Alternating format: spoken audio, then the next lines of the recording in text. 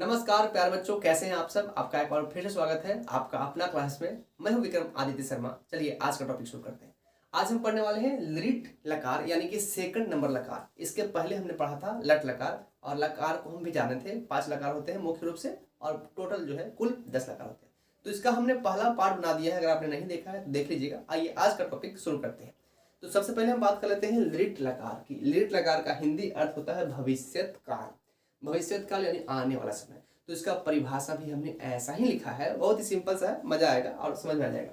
तो लिट लकार किसे कहेंगे? तो जिस लकार से भविष्यत काल का बोध होता है उसे लिट लकार कहते हैं। जैसे कि वह पढ़ेगा यानी भविष्य में पढ़ेगा, तो ऐसे लकार को लिट लकार कहते हैं। तो परिभाषा इतना इंपॉर्टेंट नहीं है जितना इंपॉर्टेंट है इसका सूत्र, क्योंकि सूत्र से ही हम धातु बनाते हैं, हम अनुवाद बनाते हैं, और जितना भी संस्कृत में इस्तेमाल होगा हमें सूत्र से ही इस्तेमाल होगा, परिभाषा नहीं। तो आइए सूत्र की ओर बढ़ते हैं। सूत्र हमारा है इस प्रकार से। तो सूत्र को याद करने से पहले मैं आपको थोड़ा सा इसके बारे में बता दूं। अगर आपने लट लकार का वीडियो देखा है, अगर आपको लट लकार का सूत्र याद है, तो आप इसका सूत्र याद नहीं करेंगे क्योंकि पहले से आपको याद है। ऐसा मैं क्यों बोल रहा हूं? क्योंकि देखिए, हमने पढ़ा था पिछले क्लास में लट लकार का सूत्र, जिसका जो था ती, तह और अंति। ये हमने पढ़ा, ती, तह और अंति हमने पिछले क्लास में पढ़ा था। ये सूत्र होता है लट लकार।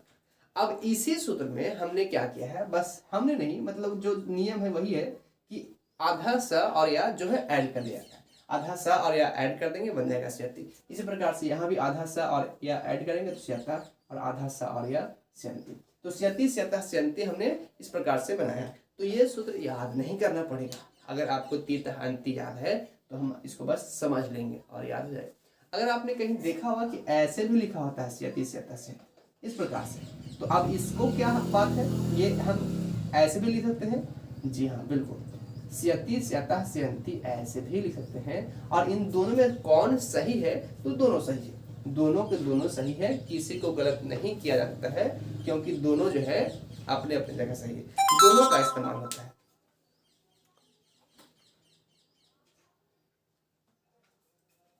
दोनों का इस्तेमाल होता है, इसका भी और इसका भी। अब कहाँ होता है, इसको हम आपको इस्तेमाल करके दिखाएंगे।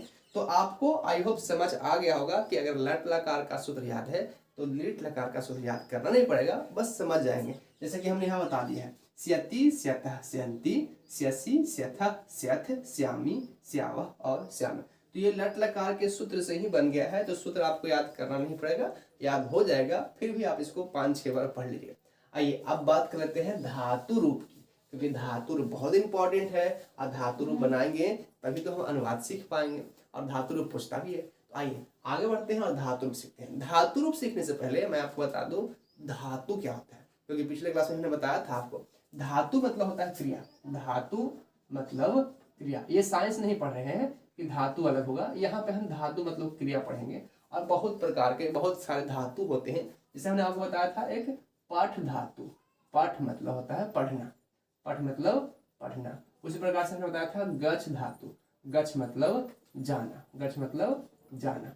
तो इस प्रकार से धातुएं होते हैं, जिसका एक हिंदी अर्थ होता है धातु मतलब क्रिया। तो अभी हम धातु बनाएंगे लिट लकार में।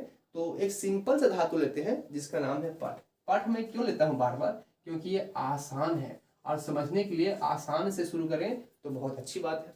तो हम यहाँ पे पठ धातु का धातु रूप बनाते हैं। तो लिख देता हूं यहाँ में पठ धातु। पठ धातु रूप यानी पठ धातु का धातु रूप हम बनाने वाले हैं अभी। तो हमने धातु रूप बनाने के लिए 3 स्टेप बतलाए थे पिछले क्लास में। सॉरी 2 स्टेप बतलाए थे पिछले क्लास में, लेकिन आज लिट लकार का धातु रूप बनाते समय 3 स्टेप बनाएंगे। 3 स्टेप बहुत ही सिंपल सा, आसान सा होगा। तो आइए करके देखते हैं। हम बोले क्यों, हम करके ही देख लेते हैं। तो 3 स्टेप हैं जो धातु रूप बनाने के लिए बहुत ज़्यादा कारगर हैं और बहुत ही आसानी से बन जाते हैं। तो पहला स्टेप हमने बताया था कि जिस भी धातु का धातु रूप बनाना चाहते हैं उसे सारे कॉलम में लिख लीजिए बस। तो आइए कर लेते हैं। हम बनाने वाले हैं पठ धातु का धातु रूप। तो सारे कॉलम में हम पहले लिखेंगे पठ, ऐसे पठ, यहाँ पे लिखेंगे हम पठ, और यहाँ भी लिख लेंगे पठ। सारे कॉलम में हम पठ लिखेंगे, पठ। इस प्रकार से हम सारे कॉलम को फिल कर लें। ये हमारा पहला स्टेप है। हम जानते हैं कि ये बहुत कठिन स्टेप है ना, बहुत ज़्यादा कठिन। मतलब इसको करने में हमें पसीने छूट जाते हैं, नहीं नहीं ना? मैं ऐसे ही मजाक कर रहा था। बहुत ही सिंपल सा स्टेप है, जिस भी धातु का धातु रूप बनाना है उसे सारे कॉलम में लिख लीजिए। हाँ, एक बात का ध्यान दीजिएगा कि हमने यहाँ पे हलंत लगाया है, यहाँ पे हलंत नहीं लगाते हैं, हलंत नहीं लगाते, यहाँ लगाते हैं, यहाँ न लगाते हैं। तो हमने पहला स्टेप कर लिया है। आइए आगे बढ़ते हैं दूसरे स्टेप की ओर। दूसरा स्टेप हमने क्या बताया था पिछले क्लास में बताया था कि जो दूसरा स्टेप होता है वो हमारा सूत्र होता है, यानी जो सूत्र है यहाँ से उठाएंगे और यहाँ से रख देंगे। तो कैसे करेंगे आइए समझते हैं। तो जो सूत्र है उसे हम सारे कॉलम सारे के अंत में लिख लेंगे। जैसे कि यहाँ प्रथम पुरुष एक वचन में सूत्र होता है स्यति, तो सेम यही कंडीशन प्रथम पुरुष एक वचन के अंत में सूत्र करेंगे स्यति, यानी यहाँ स्यति, तो यहाँ हम ऐड कर लेते हैं स्यति, इस प्रकार से स्यति। आगे बढ़ते हैं। प्रथम पुरुष द्विवचन में सूत्र होता है स्यतः, तो प्रथम पुरुष द्विवचन में सूत्र ऐड कर लेंगे स्यतः, ऐसे। तो आई होप आप समझदार हैं, आपको समझ आ गया होगा और आप खुद से ही सब कर लेंगे। तो फटाफट करिए। फिर बहुवचन में क्या है स्यन्ति, तो हम यहाँ ऐड कर लेंगे स्यन्ति, ऐसे। ये सिंपल सा तरीका है, इसमें कोई भी एक्स्ट्रा दिमाग लगाने की जरूरत नहीं है। ये 12th का मैथ नहीं है, रॉकेट साइंस नहीं है, सिंपल सा चीज है। मध्यम पुरुष एक वचन स्यसि, तो यहाँ हम ऐड कर लेंगे स्यसि, ऐसे। उसी तरह यहाँ हो जाएगा स्यथः और लास्ट में हो जाएगा स्यत, ऐसे। देखिए इसमें बस एक ही फर्क है कि यहाँ विसर्ग होता है और यहाँ विसर्ग नहीं होता है, ठीक है। आगे उत्तम पुरुष में श्यामी श्यावः श्यामा, तो ऐड करते हैं श्यामी श्यावः श्यामा, श्याम। देखिए मुझे सूत्र याद है इसलिए मैं फटाफट इसको कर ले रहा हूँ, लेकिन आपको अगर सूत्र याद नहीं है तो पहले याद करना पड़ेगा। तो आप याद करिएगा, क्योंकि बिना याद किए तो कुछ भी नहीं होगा। तो हमने सारे कॉलम के अंत में यानी पठ के अंत में हमने सूत्र ऐड कर दिया, स्यति स्यतः स्यन्ति स्यसि स्यथः स्यथ श्यामी श्यावः और श्यामा। अब तीसरा स्टेप है जो नया है, जो केवल लिट लकार में ही देखने को मिलता है। तो ये सूत्र, ये ट्रिक क्या है, ये स्टेप क्या है। तीसरा स्टेप है कि जब भी आप लिट लकार का धातु रूप बनाएं तो सबके अंत में ई की मात्रा, सॉरी अंत में नहीं, हाँ धातु के अंत में ई की मात्रा। अब हम क्या कह रहे हैं समझ तो कुछ आ नहीं रहा है, आओ प्रैक्टिकल करके देखते हैं। तो मान लीजिए हम पाठ धातु का धातु रूप बना रहे हैं, मान के ले हम तो बना ही रहे हैं। तो जैसे पाठ मतलब पढ़ना होता है, तो पढ़ धातु का धातु बना रहे हैं, तो हम अंत वाले अक्षर में यानी कि ठ में ई की मात्रा ऐड करेंगे, ऐसे। मान लीजिए हम लिख धातु का धातु रूप बना रहे हैं, तो लिख का जो लास्ट अक्षर है वो क्या है ख, तो इसमें ई की मात्रा ऐड कर लेंगे, ठीक है। तो इस प्रकार से अंतिम अक्षर में ई की मात्रा ऐड करना पड़ता है। ये तीसरा स्टेप है, केवल लिट लकार में होता है और किसी में नहीं। तो यहाँ पठ है, पठ से कर लेंगे पठी, पठ से पठी, यहाँ भी पठी, तो सब में ई की मात्रा ऐड कर लेंगे इस प्रकार से। तो ये बनकर तैयार है, अब कंप्लीटली रूप से बनकर तैयार है और हमें इसमें कुछ भी नहीं करना है। तो हम पढ़ लेते हैं क्या बनकर तैयार हुआ। पठिष्यति पठिष्यतः पठिष्यन्ति, पठिष्यसि पठिष्यतः पठिष्यन्, पठिष्यामि पठिष्यावः और पठिष्याम। तो इस प्रकार से हमने पठ धातु का धातु रूप बना लिया। इसी प्रकार से हम किसी भी धातु का धातु रूप बना सकते हैं, लेकिन कुछ ट्विस्ट है। ट्विस्ट ये है कि पहले आप वीडियो को लाइक कीजिए। आप लाइक नहीं करते हैं, कमेंट नहीं करते हैं, क्या यार इतना मेहनत से पढ़ाते हैं, कुछ तो कीजिए, सपोर्ट कीजिए थोड़ा मुझे। तो आप वीडियो को लाइक कीजिए, अपने दोस्तों के साथ शेयर किया कीजिए। आइए ट्विस्ट क्या है बताता हूँ मैं आपको। ट्विस्ट ये है कि लिट लकार में कुछ धातु ऐसे होते हैं जो अपना रूप ही बदल देते हैं। भूत निकल के आता है उसके अंदर से, चुड़ैल निकल के आता है। तो क्या होता है ऐसा, आइए समझते हैं। देखिए बहुत ही सिंपल सा है, मैं ऐसे मजाक कर रहा था, मैं सिंपल सा है। देखिए मान लीजिए मुझे बनाना है गच धातु का धातु रूप, किसमें, लिट लकार में। तो जैसा कि हमने आपको बतलाया अभी कि यहाँ पे क्या करते हैं, गच धातु सारे कॉलम में लिख लेंगे और उसके बाद फिर हम लास्ट में सूत्र ऐड कर लेंगे और ई की मात्रा लगा देंगे। जैसे हम बना के दिखाते हैं, गच है तो यहाँ पे हम स्यति ऐड करेंगे, क्योंकि यहाँ पे स्यति ऐड किया, आप ई की मात्रा लगा देंगे। तो गच्छी स्यति ऐसे बना लेंगे, गच्छी स्यतः और गच्छी स्यन्ति। इस प्रकार से हम बना लेंगे और हमें कोई भी दिक्कत नहीं होगा। पर ऐसी बात नहीं है, जो इस प्रकार से आप बनाएंगे तो बिल्कुल गलत हो जाएगा। आप कहेंगे सर आपने तो ऐसे ही बताया, तो फिर गलत क्यों हो जाएगा। तो गलत इसलिए हो जाएगा क्योंकि कुछ दोस्त होते हैं जो धोखेबाज होते हैं। सही बोल रहे हैं, दिल पे लगेगा लेकिन सही बात है। कुछ ऐसे दोस्त होते हैं जो धोखेबाज होते हैं, बस स्वार्थ के लिए दोस्ती करते हैं, तो ऐसे लोगों से दोस्ती नहीं करना चाहिए। तो यहाँ पे भी ऐसा ही है, जो गच्छी सेयती है, दिखता तो गच्छ ही है, लेकिन जब बनाने की बारी आता है तो गच्छ से नहीं बनता है। ये गच्छ जो है गम में बदल जाता है, गम, और बनेगा गमिष्यति, गमिष्यतः, गमिष्यन्ति, ऐसे बनेगा। अब आप कहेंगे सर ऐसे काहे हो गया, तो ये तो धोखेबाज निकला भाई, इसको हम क्या कर सकते हैं? हाँ, इसके पीछे का रीजन समझा सकते हैं क्यों ऐसे होता है। यानी कि आप ये समझिए कि गच्छ धातु जो है सब में गच्छ बनता है। अगर लट लकार में बनाएंगे तो गच्छति गच्छते गच्छन्ति, लिट लकार में बनाएंगे तो बदल जाएगा, लंग लकार में गच्छ से बनेगा, लोट लकार में गच्छ से बनेगा, विधि लिंग लकार में गच्छ से बनेगा। बस केवल रीट लकार ही ऐसा धातु है, लकार है, जिसमें ये अपना रूप बदल लेता है। केवल ये नहीं है, इसके दो चार दोस्त भी हैं जो अपना रूप बदलते हैं। तो सबको बारी बारी से ढूंढेंगे, लेकिन पहले इसको देखते हैं, पहले इसका जो है ना वो लेते हैं इम्तिहान। तो अब जानते हैं गच्छ धातु गम में क्यों बदल गया, इसके पीछे का रीजन क्या है। तो रीजन ये है, आइए अब रीजन भी बात कर लेते हैं। देखिए मैं आपको एकदम एक एक चीज को डिटेल से समझाऊंगा, ताकि आपको ये ना कहे कि हाँ ऐसे ही होता है, रट लीजिए बस खत्म बात। ये नहीं, आपको समझना है, क्योंकि जो समझ लेता है ना उसको फिर रटने की जरूरत नहीं पड़ता। तो इसके बेसिक पे चलते हैं। इसका बेसिक ये होता है कि गच्छ धातु जो है ये अपना रूप लेकर नहीं चल रहा है, इसका एक असली रूप या मूल रूप अलग होता है, जिसका नाम है गम। गच्छ धातु का मूल रूप अलग होता है, ये है इसका मूल रूप। मूल रूप मतलब समझिए असली रूप। तो गच्छ धातु का मूल रूप होता है गम, जिसका मतलब होता है जाना, जिसका मतलब होता है जाना। तो अब जब भी ये बनता है तो गच्छ से बनता है, लेकिन जैसे ही अपने असली घर में आता है, यानी लिट लकार में आता है, ये अपना असली रूप दिखाता है और गम से बनना शुरू होता है। इसके दो चार दोस्त भी है, बताएं कौन कौन। जैसे है पस्य धातु। पस्य धातु जिसको हम पस्य जानते हैं, पस्य मतलब देखना, सही में पस्य बनता है, लेकिन इसका ही मूल रूप पस्य नहीं होता है, दृश्य होता है। दृश्य मतलब देखना। तो एक टॉपिक ही है देखना, एक टॉपिक ही पढ़ना है धातु, जिसे हम पढ़ेंगे कि धातु क्या है, उसका मूल रूप क्या है, उसका अर्थ क्या है। तो बहुत सारे ऐसे धातु होते हैं जिसका मूल रूप अलग होता है और दृढ़ लकार में आकर वो बदल जाता है। उन्हीं से एक है गच्छ धातु, जिसका मूल रूप होता है गम। तो अब हम गम धातु का धातु बनाकर देख भी लेते हैं, इतना बदलाए तो आगे ही बढ़ लेते हैं। तो गच्छ धातु का धातु बनाएंगे, लेकिन बने गम से। तो यहाँ मैं लिखता हूँ हेडिंग में गच्छ धातु का धातु। अच्छा, इसके पहले कि हम इसको मिटा दें, आप फटाफट इसका स्क्रीनशॉट ले लीजिए ना। काहे नहीं लेते हैं आप स्क्रीनशॉट, लीजिए ना जरा जल्दी से।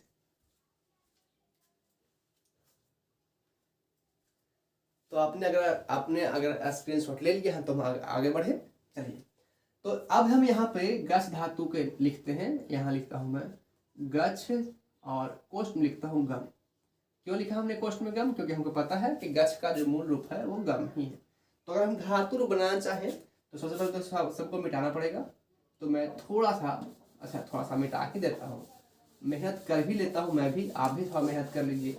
तो हमने सारे कॉलम को कंप्लीटली समाप्त कर दिया।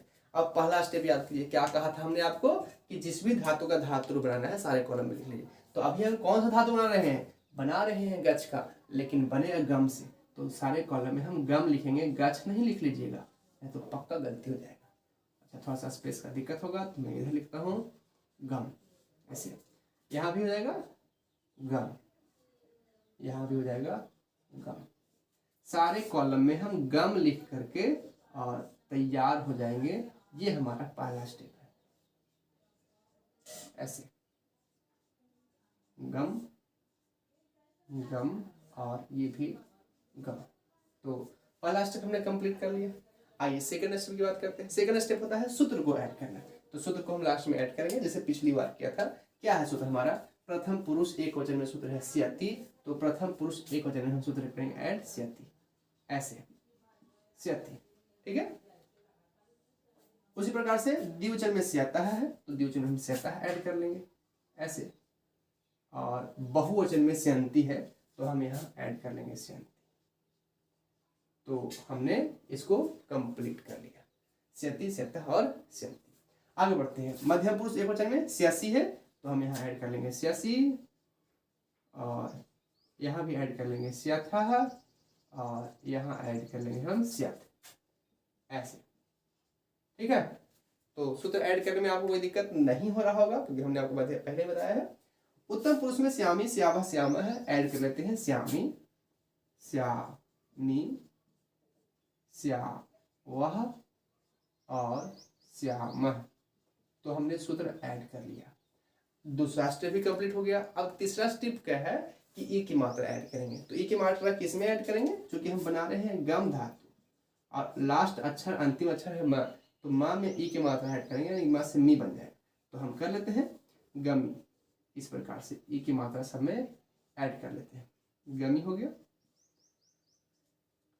और ये बनकर तैयार है। अब हम इसको कंप्लीटली बना लिए हैं, आप पढ़ सकते हैं। गमिष्यति, गमिष्यतः, गमिष्यन्ति, गमिष्यसि, गमिष्यतः, गमिष्यत, गमिष्यामि, गमिष्यावः और गमिष्याम। तो इस प्रकार से गच धातु का धातु रूप गम से बनता है बदल कर। तो कैसा लगा धोखेबाज दोस्त से मिलकर? चलिए इसको फटाक से आप स्क्रीनशॉट लीजिए, आगे बढ़ते हैं। तो चलिए आगे बढ़ते हैं और अब हम देख लेते हैं अनुवाद कैसे बनाएंगे लिट लकार में। तो इसके लिए हमने यहाँ पे सूत्र लिखा है सर्वनाम सूत्र, बहुत इंपॉर्टेंट सूत्र है। पिछले क्लास में भी, पिछले वीडियो में हमने बताया था कि सर्वनाम सूत्र क्या होता है और कैसे इस्तेमाल करते हैं। अगर आपने नहीं देखा है फिर भी कोई दिक्कत नहीं है, यहाँ भी हम आपको समझाएंगे और आपको सच में समझ में आएगा पूरा। तो यहाँ पे हमने सर्वनाम सूत्र लिखा है, लेकिन मैं आगे बढ़ने से पहले अगर आपको कहना चाहूँगा कि अगर आप मेरा वीडियो पसंद करते हैं, आपको अच्छा लगता है, तो प्लीज़ सपोर्ट कीजिए, क्योंकि मैं बहुत दिन से वीडियो बना रहा हूँ, 3 साल से वीडियो बना रहा हूँ, अब तक जो है ग्रो नहीं कर पाया हूँ। आपका अगर सहारा मिलेगा, अगर आपका सपोर्ट मिलेगा तो हम जरूर ग्रो कर पाएंगे। और वीडियो अगर अच्छा लगता है तो लाइक कीजिए, अपने दोस्तों के साथ शेयर कीजिए, जो भी आपके परिवार, 2 भाई बहन या दोस्त हैं उनके साथ शेयर जरूर कीजिएगा। तो बहुत आशा है आपसे, आप जरूर मेरा रिक्वेस्ट मानिएगा। चलिए आगे बढ़ते हैं और अब हम देख लेते हैं सर्वनाम सूत्र कैसे होता है और इसका इस्तेमाल हम कैसे करते हैं। तो सिंपल सा जो है धातु रूप बनाए थे, ऐसे ही हमने कॉलम बनाकर तैयार कर लिया है। एक वचन, द्विवचन, बहुवचन, प्रथम पुरुष, मध्यम पुरुष और उत्तम पुरुष। ये कॉलम बहुत इंपॉर्टेंट है, क्योंकि बिना कॉलम के आप धातु रूप नहीं बना सकते हैं। उसी प्रकार से आप सर्वनाम सूत्र भी नहीं समझ सकते हैं अच्छे तरीके से।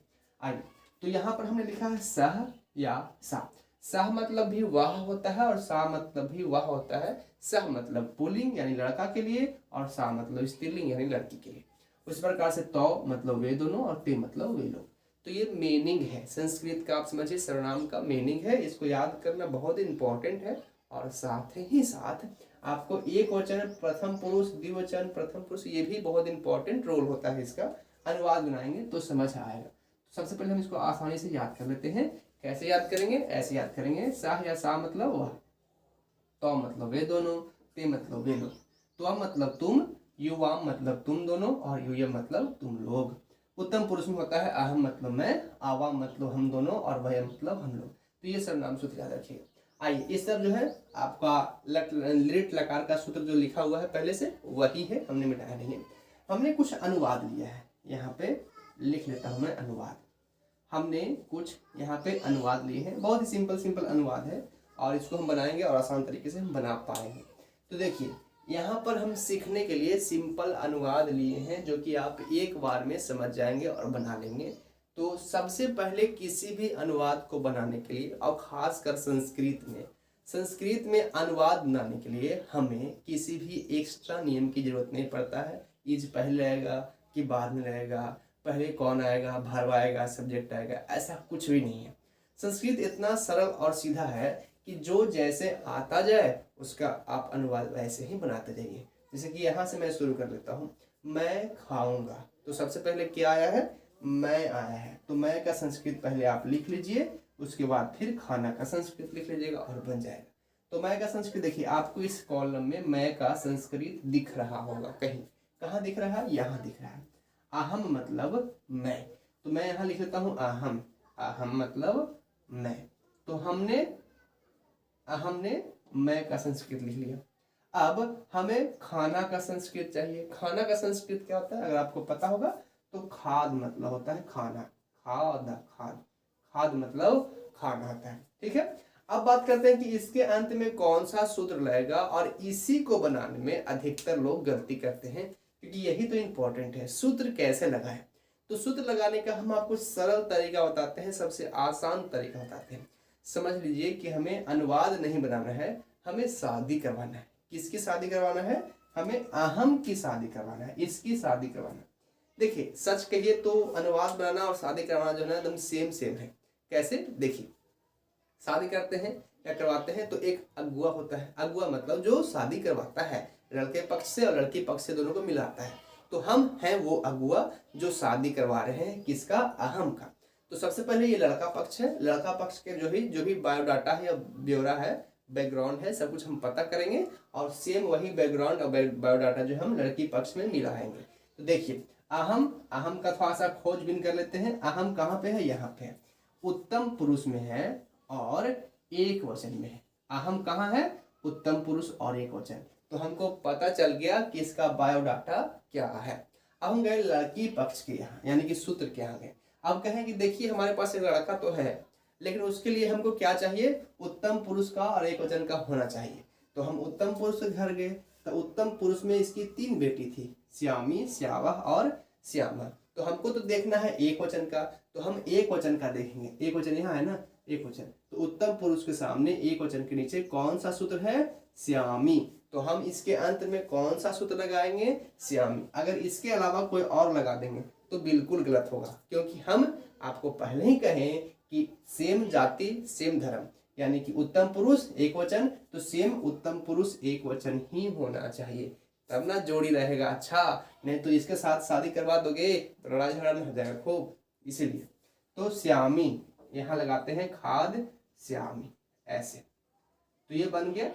अभी भी इसमें एक काम बाकी है, क्या? ई की मात्रा ऐड करना। बताया था ना कि जब भी धातुर बनाते हैं लिट लकार में ई की मात्रा ऐड करते हैं, तो इसमें ई की मात्रा ऐड करेंगे तो खाद से बन जाएगा खादी। अहम खादी श्यामी, मैं खाऊंगा। तो ये बनकर तैयार है ना, सिंपल। शादी करवाना है, अगर शादी करवा दिए तो बहुत अच्छा बात। आइए एक सेंटेंस और बनाएंगे और अच्छे से समझाएंगे। नेक्स्ट सेंटेंस हमारा वह लिखेगा। तो सबसे पहले वह का संस्कृत ढूंढिए। देखिए वह लिखेगा, वह लिखेगा मतलब लड़का है, तो वह का संस्कृत सह भी होता है, वह का संस्कृत सा भी होता है।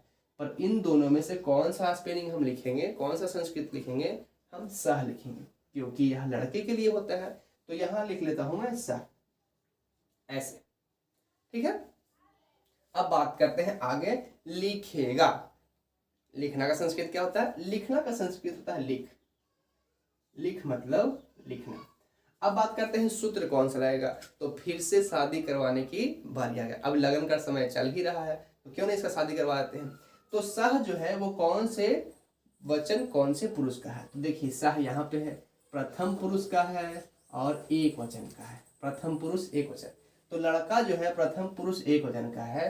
तो सेम यही जो है ऐसा ही लड़की भी चाहिए ना। तो हम जाते हैं लड़की के घर और देखते हैं कि क्या प्रथम पुरुष एक वचन में कोई है। तो हाँ, प्रथम पुरुष एक वचन में श्यति है, श्यति। तो हम सह का शादी किसके साथ करवाएंगे? श्यति के साथ। आओ कन्या को यहाँ बैठाओ मड़वा में और अभी शादी करवाते हैं श्यति, श्यति। तो बन जाएगा लिखी श्यति, सॉरी लिख श्यति। अब ई की मात्रा तो हमको लगाना ही है, क्योंकि ई की मात्रा लगाएंगे तभी तो लिट लगाने बनेगा। तो बन गया सह लिखी श्यति। ओम मंगलम भगवान विष्णु मंगलम गरुड़ध्वजा मंगलम पुंडरीकाक्षाय मंगलाय तनोहरि स्वाहा, सदा सुहागन रहो। तो हमने इसकी शादी करवा दी है। ठीक है। तो इस प्रकार से हम अनुवाद बनाते हैं। आइए आगे हम 2 अनुवाद और रखे हैं आपके लिए, तो फटाफट इसको बनाते हैं। तो सबसे पहला अनुवाद जो है यहाँ पे राम पढ़ेगा। अब राम पढ़ेगा तो क्या आपको इस कॉलम में राम दिख रहा है कहीं? बिल्कुल नहीं। राम जो है एक नाम है, तो इसका कैसे बनाएंगे, यानी कि किसी नाम का अनुवाद कैसे बनाते हैं। तो नाम जो है वो किस में आता है, पहले ये पता कर लेते हैं। नाम जो है हमेशा प्रथम पुरुष एक वचन में आता है। किसी एक बंदे या एक लड़का या लड़की का नाम है तो वो हमेशा प्रथम पुरुष में ही आएगा। और एक लड़का है तो एक वचन, दो है तो दो, बहुशः है तो बहुशः, यानी किसी का भी नाम प्रथम पुरुष में ही आता है, इतना याद रखिएगा। और संख्या के अनुसार एक वचन, द्विवचन, बहुवचन बदलते रहता है। तो यहाँ राम का संस्कृत पहले देख लेते हैं क्या होता है। किसी भी लड़के का नाम अगर संस्कृत में लिखना है तो क्या करें, इसके लिए हमें बहुत मेहनत करना पड़ता है, बहुत मेहनत। कैसे? देखिए पहले हम राम लिखेंगे, फिर आंख बंद करेंगे, फिर खोलेंगे, देखिए राम, राम ही है। बस इसके अंत में एक विसर्ग लगा लीजिए ऐसे। किसी भी लड़के का नाम अगर संस्कृत में लिखना हो तो उसके अंत में विसर्ग लगा दीजिए, वो संस्कृत हो जाएगा। तो हमने इसको संस्कृत बना दिया, हो गया संस्कृत। आगे बढ़ते हैं। राम रामः पढ़ेगा, पढ़ना का संस्कृत क्या होता है? पठ होता है। हमने आपको बताया था, देखिए यहाँ लिखा भी है पढ़ना का पठ। अब इसके अंत में सूत्र ऐड करना है। कौन सा सूत्र ऐड करेंगे? तो देखिए हमने क्या कहा, राम जो है प्रथम पुरुष है और एक संख्या है, एक लड़का है तो एक वचन। तो यहाँ राम एक वचन, प्रथम पुरुष एक वचन। तो सेम यही सिचुएशन का हमको सूत्र चाहिए। प्रथम पुरुष एक वचन का क्या है? प्रथम पुरुष एक वचन में है सूत्र स्यति, तो हम इसके अंत में लगाएंगे स्यति और बनेगा पठ्यति। और हमको ये इतना तो पता है कि ई की मात्रा लगाना होता है, तो पठिष्यति। रामः पठिष्यति, राम पढ़ेगा, इस प्रकार से। नेक्स्ट है तुम जाओगे। तो तुम का संस्कृत क्या होता है? देखिए तुम का संस्कृत यहाँ पे लिखा हुआ है, मध्यम पुरुष और एक वचन में तुम का संस्कृत है। और जाना का संस्कृत तो हम आपको बताए थे, गम मतलब जाना, तो त्वम गम। और उसके बाद जो है सूत्र कौन सा लगाएंगे? तो मध्यम पुरुष एक वचन का सूत्र लगाएंगे। अब आप इसमें दिमाग लगाइएगा कि कौन सा सूत्र लगाएंगे, क्योंकि ये हम आपके लिए ही छोड़ दिए हैं। आप ही इसको बनाइए और बताइए कि हमको आ गया सर, हम भी देखना चाहते हैं आपने कितना सीखा। तो सबसे पहले इसको जो हमने बनाया है इसका आप स्क्रीनशॉट जरूर लीजिए, ठीक है, स्क्रीनशॉट ले लीजिए। हाँ, उसके पहले मैं आपको बता देना चाहता हूँ, अगर आप इसका देखिए इसके डिस्क्रिप्शन में, इस वीडियो के डिस्क्रिप्शन में मैं जो भी पढ़ाया हूँ इसका पीपीटी यानी कहते हैं पैनल पीडीएफ, हम आपको नीचे उपलब्ध करवा देंगे डिस्क्रिप्शन में, जाकर चेक कीजिएगा। तो पीपीटी आपको मिल जाएगा, पीपीटी, एक मिनट जरा देख लें। तो पीपीटी आपको फ्री मिल जाएगा, आपको कुछ नहीं करना पड़ेगा, डिस्क्रिप्शन जाइए और वहाँ आपको लिंक मिल जाएगा, वहाँ से आप देख सकते हैं। लेकिन पीपीटी से केवल यही जो मिलेगा जो हमने अभी पढ़ाया है। अगर आप संस्कृत ग्रामर का कंप्लीट नोट्स चाहते हैं, कंप्लीट नोट्स का मतलब सारे टॉपिक जिसमें वचन हो, पुरुष हो, लकार हो, संधि हो, समास हो, उपसर्ग हो, प्रत्यय हो, पत्र लेखन, अनुच्छेद लेखन, अनुवाद, सब कुछ अगर आपको चाहते हैं कि एक ही बार हमको मिल जाए और हम अच्छे से पढ़ पाएँ, तो इसके लिए आपको मेरा नोट्स खरीदना पड़ेगा। और नोट्स जो है इसके लिए आपको पेमेंट करना पड़ेगा, यानी पे करना पड़ेगा। कितना? ओनली 49 रुपीज, 49 रुपये। 49 रुपये में आपको संस्कृत ग्रामर के ऑल टॉपिक का नोट्स मिल जाएगा। अगर आप इंटरेस्टेड हैं तो जरूर खरीदिएगा। तो चलिए सबसे पहले इसका स्क्रीनशॉट लीजिए, उसके बाद हम आगे बढ़ते हैं।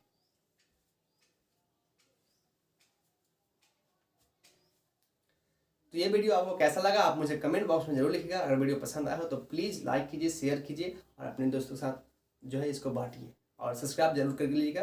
फिर मिलते हैं एक नए वीडियो में नए टॉपिक के साथ, तब तक के लिए देखते रहिए, सीखते रहिए। बाय बाय, जय हिंद।